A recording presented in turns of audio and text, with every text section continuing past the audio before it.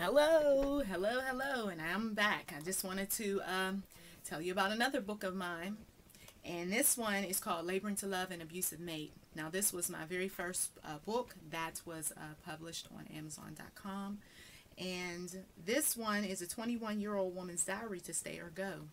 So I wrote this book when I was very young, and I experienced quite a bit of things in that relationship that I don't get into detail in this book, and nor will I do that on this video, because it's not about the torture, so to speak, of being in an abusive relationship that we need to be focused on. What we do need to be focused on is the fact that there are women out here who are being abused. Right now, as I'm recording this video, there is a football game going on, and someone somewhere, if that man's favorite team does not win, he's going to take that attitude, that disappointment out on the woman and possibly those kids in that household because his team didn't win. And you say, well, that's so petty. Why would somebody want to, go off about a game and yell and cuss and beat on their woman or beat on the kids? Because there are some people in this world that the game is like their God. And if their God lets them down, just like if we're upset with the Heavenly Father, we don't want to talk.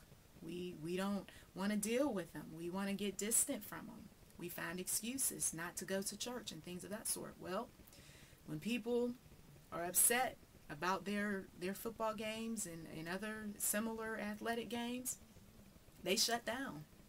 And sometimes they may go and not want to talk about the game, or she might mention the man's wife might mention the game, might trigger something. Next thing you know, he's yelling and he's cussing about it.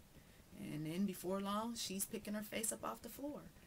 So it's serious. Domestic violence is serious. And I once was a victim, but now I'm a survivor. And I wrote this book. It's a poetry book, but it is all the poetry that I wrote while being in the relationship. One particular poem that I talk about is, or I wrote, is called A Relationship, and I'll take a moment to talk about it. And the words, some of the words in this poem are offensive, but a domestic situation of violence is not clean. It's not nice. It's not pretty. There's a lot of ugliness. So here goes. A relationship. Communication. What? I don't understand. Don't want to understand. Thinking about what I want to say. Thinking about what I want to say. Let me say it. You always talk. Let me say it. I can explain. Just stop hollering. I can hear. Stop whining. Stop begging. Stop crying. Back up. Back up. Don't put your hands on me. Stop. Stupid. You're just a child. Bitch. Cunt. And you're supposed to be smart? You're going to hear what I have to say. I'm leaving.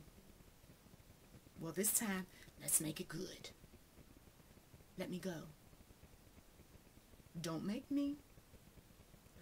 Let me go. Don't make me. Whatever you touch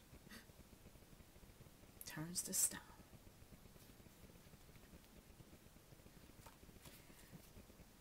This is the basic building block. That poem was the basic building block of the start of two people fighting one another. See, it always starts with communication. And somewhere in that communication, somebody brings up something about the relationship. And then before long, somebody is trying to explain. And then somebody is saying some cuss words. And then somebody's jumping in somebody's face. And then before long, somebody is fighting. This is laboring to love an abusive mate, because for some women, they're not ready to leave. So what they're going to do is they're going to labor. They're going to work.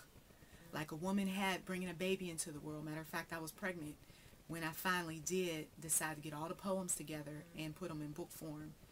I was due to go in labor in like a month or so.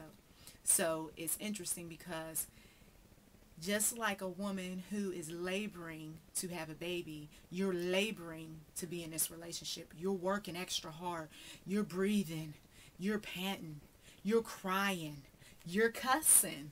You're doing everything, to try to bring that life into the world. And you're doing the same thing with trying to stay with that individual. Relationships aren't supposed to be that hard. Not to the point where it's coming down to, I feel like I got to fight my way in order to get my freedom. When you're in a relationship with an abusive person, they imprison you, so then they put you in a position where you have to fight for your freedom. It started off nice. It started off sweet. It started off kind. People loved you.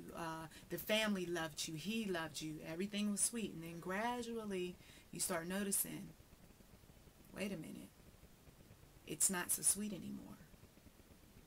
And it's getting to a place where if you take one more blow to your nose, one more blow to your eye, if you get pushed down anymore from your back, from your backside, being pushed down, that you might end up having surgery. I mean, that's laboring, right? And so the poems in this book get into the struggles. It starts off sweet, and then gradually over time there's some deception going on, and then there's some struggling between the man and the woman. And then I question you as a reader. You're not just going to get a glimpse of what I was going through and then sit back and kind of talk about it, but you're going to look at yourself. And if you're not in a relationship like that, then kudos to you. But if you are, then you know what you need to do. And at the end of the book, you'll see what transpires between me and this individual. So definitely take the time out, stop at Amazon.com, check out Laboring to Love an Abusive Mate, and I promise you that if you don't have some type of insight, see the light at the end of the tunnel after reading this book, I promise you that before long you will be so broken down staying in a relationship that evil's going to look good and good's going to look evil, and then you're going to find yourself defending him, coming up with all sorts of reasons as to why it's okay to get abused by him. And as we all know, in a logical mind, that's sick. So get the book. And there's also a blog that goes along with this book as well. It's called Laboring to Love an Abusive Mate.blogspot.com. And not only do I get into the physical side of things, but there's also the emotional abuse that a lot of these women out here are blind to. And I know at one while there I was blind to. Well, it's okay. It's okay for him to talk about me, call me silly, stupid, whatever. It's okay. We're just joking. We're just playing. Really? Really? So that's how you play in a relationship? By calling each other names? You got to think about, where does the logic come from that evil is good and good is evil? All right. Thank you for listening.